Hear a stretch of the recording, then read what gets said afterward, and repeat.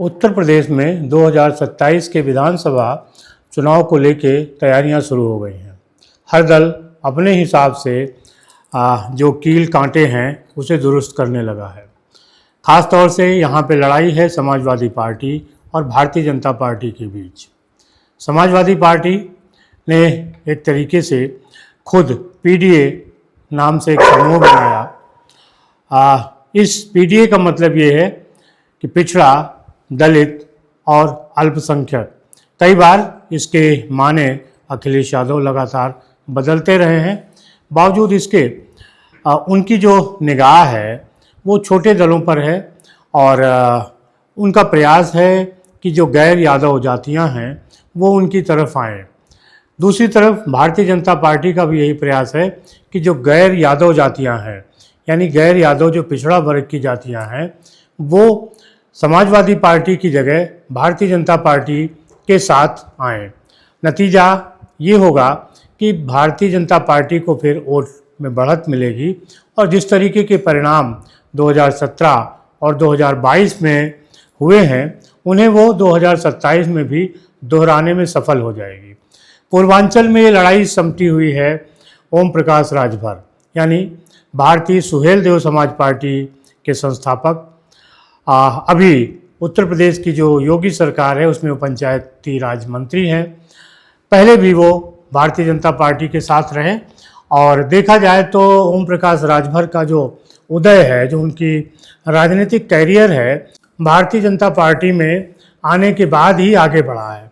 हालांकि ओम प्रकाश राजभर की जो राजनीति है वो बहुजन समाज पार्टी से शुरू हुई।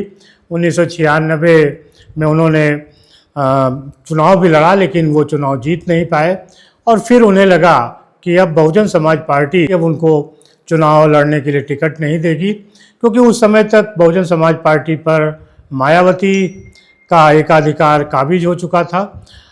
ओम प्रकाश राजभर ने कांशीराम के साथ राजनीति शुरू की थी, उन्होंने सीखा था और उसके पहले एक संघर्षशील नेता के रूप में ओम प्रकाश राजभर की उत्तर प्रदेश में पहचान है।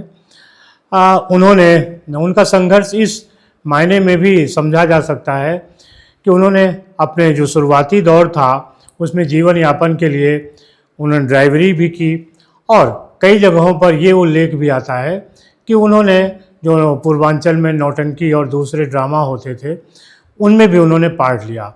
यानी एक ज़मीनी स्तर के व्यक्ति के रूप में ओम प्रकाश राजभर ने अपना जीवन शुरू किया और फिर राजनीति में भी वो धीरे धीरे आगे बढ़े बहुजन समाज पार्टी के साथ।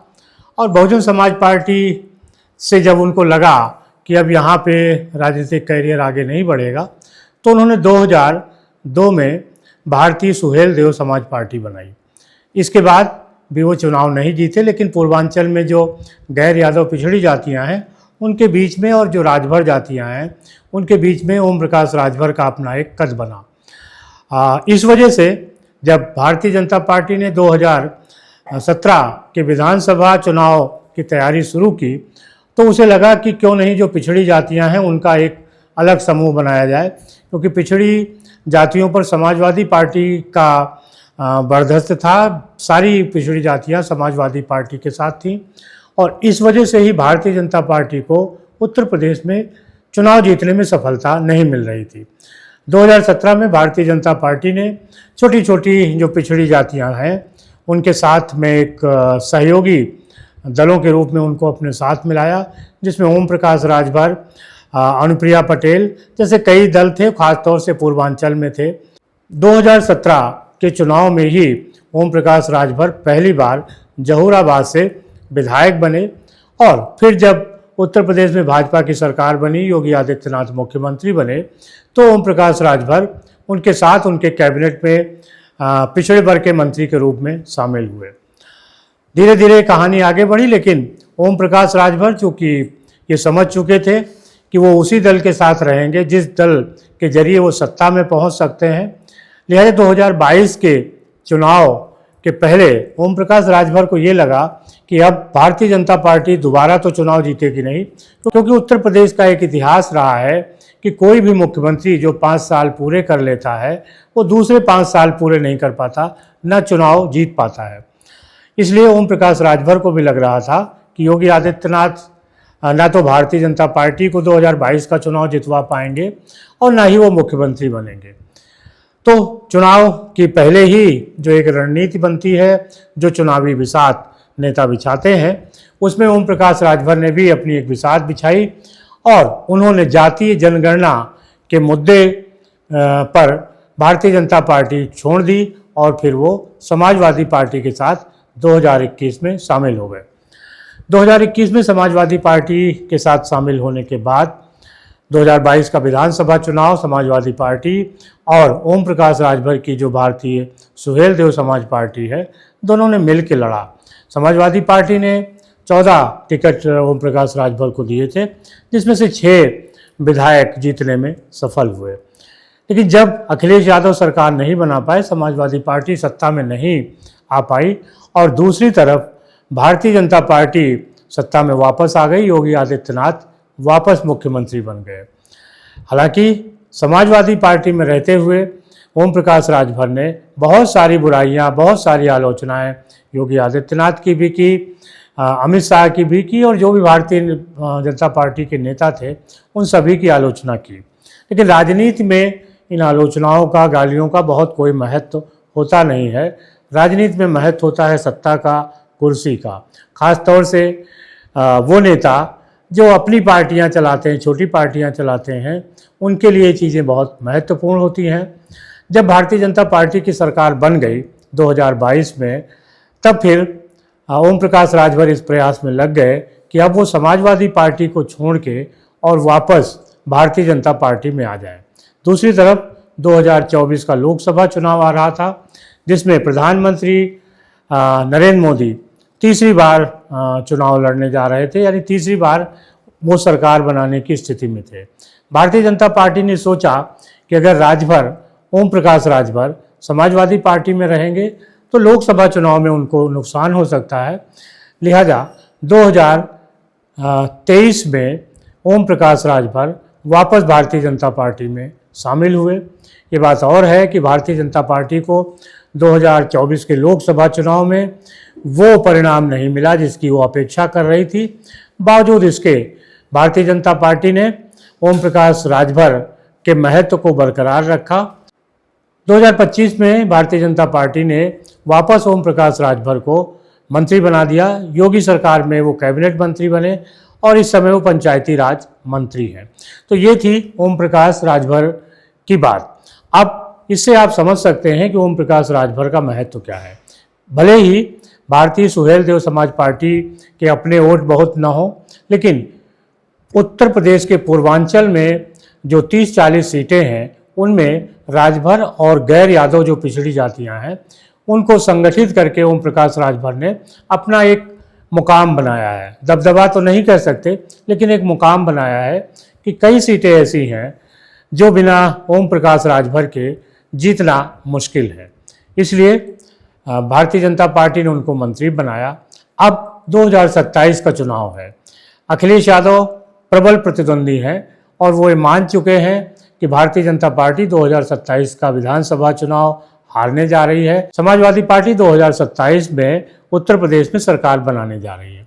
इसके लिए जितने भी महत्वपूर्ण काम हो सकते थे वो अखिलेश यादव कर रहे हैं।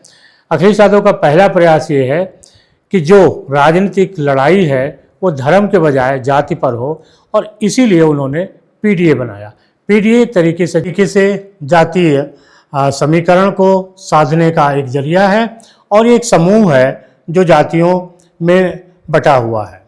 अब सबसे बड़ी समस्या पूर्वांचल में है, क्योंकि 2022 में जो सफलता समाजवादी पार्टी को मिली थी, उसमें 2 महत्वपूर्ण दलों का भी नाम लिया जा सकता है, जिसमें पश्चिम में लोकदल और पूरब में भारतीय सुहेलदेव समाज पार्टी यानी ओम प्रकाश राजभर की पार्टी। इन दोनों दलों के बिना 2027 में चुनाव लड़ना आसान काम नहीं है। लोकदल भी भारतीय जनता पार्टी का हिस्सा है और ओम प्रकाश राजभर भी भारतीय जनता पार्टी का हिस्सा है। अब राजभर वोटों के लिए जो 30-40 सीटों पर असर डालते हैं, अखिलेश यादव ने एक युक्ति सोची। उन्होंने सोचा कि क्यों नहीं जो समाजवादी पार्टी महिला सभा है उसकी राष्ट्रीय अध्यक्ष कोई राजभर समाज की महिला को बना दिया जाए। अब देखिए कांटे से कांटा कैसे निकाला जाता है राजनीति में। अखिलेश यादव को अपनी किसी भी महिला पर, पिछड़ी जाति पर भरोसा नहीं हुआ, उनको भरोसा हुआ सीमा राजभर पर। सीमा राजभर कभी ओम प्रकाश राजभर की पार्टी से ही उन्होंने चुनाव लड़ा था, वहीं से उन्होंने राजनीति शुरू की और बाद में उन्होंने ओम प्रकाश राजभर पर परिवारवाद का आरोप लगाकर वो समाजवादी पार्टी में शामिल हो गए। परिवारवाद जैसे मुद्दे अब कोई नेता कहता है तो एक व्यंग लगता है और उसकी बात सुनकर हंसी छूटती है, लेकिन समाजवादी पार्टी ने जब सीमा राजभर को अपना राष्ट्रीय अध्यक्ष बनाया महिला सभा का, तो ये स्वाभाविक सा सवाल बार बार उठ रहा था कि आखिर अखिलेश यादव ने सीमा राजभर पे क्या देखा है। जानकार जो राजनीति को जानते हैं और समझते हैं, उनका ये कहना था कि सीमा राजभर उस तरह की महिला हैं जो ओम प्रकाश राजभर की तरह ही कमेंट कर सकती हैं, बयान दे सकती हैं। ओम प्रकाश राजभर भी मस्खरे बयान देने में मशहूर रहे हैं, कई उनके बयान बड़े रोचक हैं। अगर देखा जाए तो जैसे बिहार में लालू यादव का एक ज़माना था जिसमें वो तमाम तरीके की मजाक मस्खरी करते हुए जवाब देते थे, उसी तरीके से ओम प्रकाश राजभर हैं, सरल हैं, सुलभ हैं और बातचीत के लिए उपलब्ध रहते हैं। उन्हें पता है कि किस तरीके की बातचीत हेडिंग बनती है, किस तरीके के वीडियो वायरल होते हैं, और ओम प्रकाश राजभर ये करते रहते हैं। जब सीमा राजभर को समाजवादी पार्टी ने अपना महिला सभा का राष्ट्रीय अध्यक्ष बनाया, तब ओम प्रकाश राजभर से सवाल हुआ तो ओम प्रकाश राजभर ने उसी अपने अंदाज में कहा कि सीमा राजभर उनको किन्नर लगती हैं। अब जब ओम प्रकाश राजभर की तरफ से ये बात आई तो सीमा राजभर कहाँ चूकने वाली थी। उन्होंने दो हाथ आगे जाते हुए ये कहा कि ओम प्रकाश राजभर को बवासीर है और वो खुद किन्नर हैं। राजनीति का ये स्तर है कि दोनों ही दलों में किस तरीके की बयानबाजी हो रही है, और इस बयानबाजी के मद्देनज़र ही सीमा राजभर को समाजवादी पार्टी ने अपना राष्ट्रीय अध्यक्ष बनाया। एक समय था जब राष्ट्रीय अध्यक्ष यानी राष्ट्रीय राजनीति में किसी भी महिला और पुरुष को लाया जाता था तो देखा जाता था कि उसकी काबिलियत क्या है, वो पार्टी के लिए कितना योग्य है, कितना उसने पार्टी के लिए साथ दिया है। लेकिन आज ये देखा जा रहा है कि कौन किस स्तर पर उतरकर, नीचे से नीचे स्तर पर उतरकर किस तरीके से सामने वाले नेता का जवाब दे सकता है, और उस की योग्यता पर ही उसको राजनीति में लाया जा रहा है। तो सीमा राजभर को समाजवादी पार्टी इसलिए लाई ताकि वो ओम प्रकाश राजभर का काट निकाल सके। अब सवाल उठता है कि ओम प्रकाश राजभर आखिर इतने महत्वपूर्ण क्यों हो गए समाजवादी पार्टी के लिए। असल में समाजवादी पार्टी का जो पिछड़े जातियों का वोट बैंक रहा है वो धीरे धीरे खिसकता गया है, और अब समाजवादी पार्टी यादवों की पार्टी बन के रह गई है। लिहाजा लगातार अखिलेश यादव का प्रयास है कि वो पीडीए के माध्यम से जो गैर यादव पिछड़ी जातियां हैं उनको जोड़ा जा सके, क्योंकि जब तक समाजवादी पार्टी इन पिछड़ी जातियों को नहीं जोड़ेगी तब तक फिर भारतीय जनता पार्टी से उसका मुकाबला आसान नहीं है। अब देखना ये है कि जो पीडीए की राजनीति, जो पीडीए का झंडा लेकर वास्तव में अखिलेश यादव चल रहे हैं, उसका ज़मीनी असर कितना है, क्योंकि पिछड़ी जातियों का एक बड़ा वर्ग अब भारतीय जनता पार्टी के साथ है, और भारतीय जनता पार्टी ने उन लोगों को स्थान दिया है, मंत्री बनाया है। एक तरीके से देखें तो जो सम्मान समाजवादी पार्टी में इन पिछड़ी जातियों के नेताओं को नहीं मिला, वो भारतीय जनता पार्टी दे रही है। ओम प्रकाश राजभर की ही बात करें तो उन्होंने बहुत सारी बातें अमित शाह और योगी आदित्यनाथ को लेकर कही थी चुनाव के पहले, लेकिन उन सारी बातों को, उन सारे कटाक्ष को, उन सारे गालियों को भूलकर भारतीय जनता पार्टी ने ओम प्रकाश राजभर को न सिर्फ अपने साथ मिलाया बल्कि उनको मंत्रिमंडल में कैबिनेट मंत्री भी दिया और पंचायती राज जैसा महत्वपूर्ण विभाग दिया। 2027 के विधानसभा चुनाव के लिए अखिलेश यादव की और तैयारियां क्या हैं और किस तरीके से वो पिछड़ी जातियों को एकजुट रख सकते हैं, साथ ही साथ दलित वोट कैसे वो अपने अंदर समेट सकते हैं, क्योंकि जब तक दलित, ओबीसी और मुस्लिम एक साथ नहीं होगा तब तक समाजवादी पार्टी को 2024 के लोकसभा चुनाव वाली सफलता नहीं मिलेगी। 2024 के लोकसभा चुनाव में समाजवादी पार्टी उत्तर प्रदेश की सबसे बड़ी पार्टी के रूप में उभरी थी, लेकिन तब से अब तक गोमती में बहुत पानी बह गया है। बहुत सारे उपचुनाव हो चुके हैं और अब देखना ये है कि समाजवादी पार्टी किस तरीके से पिछड़ी जातियों को एकजुट रखकर भाजपा का मुकाबला कर सकती है।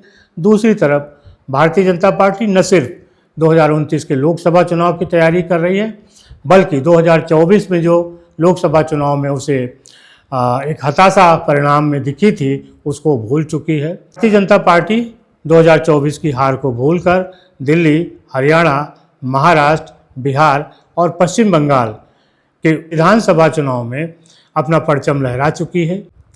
पूरी तौर से वो लवरेज है, पूरे तौर से उत्साह में भरी है और अब उसके सामने अगला लक्ष्य उत्तर प्रदेश का है। यानी भारतीय जनता पार्टी के राजसूय यज्ञ का जो घोड़ा है, क्या वो अखिलेश यादव पकड़ पाएंगे, अभी देखने वाली बात है। और इसके लिए ज़रूरी है कि अखिलेश यादव जो पिछड़ी जातियां हैं उनको एकजुट रख सकें। बड़ा चैलेंज उनके सामने ये भी है कि मुस्लिम उनके साथ रहेगा या नहीं, उसको भी समेटना है, क्योंकि बिहार और पश्चिम बंगाल जैसे चुनाव में ये देखा गया है कि मुस्लिम ना तो राजद के जो नेता तेजस्वी यादव थे उनके साथ गया और ना ही पश्चिम बंगाल में उसने ममता बनर्जी का साथ दिया। इसी वजह से भारतीय जनता पार्टी को दोनों ही राज्यों में ये सफलता मिली। यानी अब मुस्लिम वोटों के सहारे जीत तय नहीं हो सकती। ऐसे में नए समीकरण बनाना अखिलेश यादव के लिए बेहद ज़रूरी है। अब वो इसमें कितने सफल होते हैं, ये 2027 के विधानसभा चुनाव के परिणाम बताएंगे। आपको क्या लगता है, ज़रूर बताइएगा। शुक्रिया, धन्यवाद।